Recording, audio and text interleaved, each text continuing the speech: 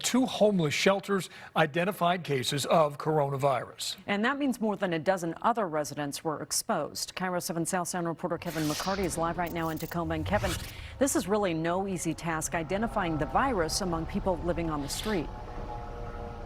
Well, as you can imagine, a lot of people come and go from the Tacoma Rescue Mission each and every day. Now the rescue mission has to try to track the coronavirus after a resident here tested positive for COVID-19.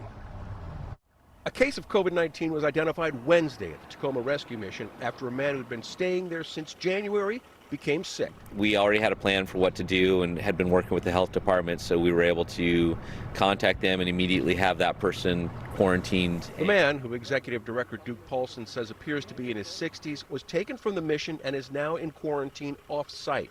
Paulson says his condition is improving, and now the mission is monitoring at least 7 men who came into contact with the patient. This is the second COVID-19 case in a homeless shelter in Tacoma this week. On Sunday, a man in his 30s living at Nativity House since January also tested positive for the virus.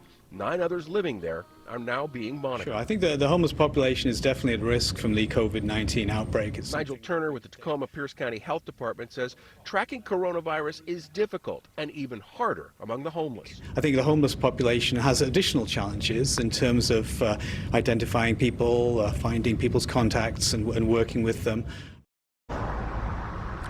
Today, the only homeless shelter outside of Tacoma in Pierce County announced that it will stop taking overnight residents. It's not going to be able to shelter anybody overnight. That's the New Hope Resource Center in Puyallup.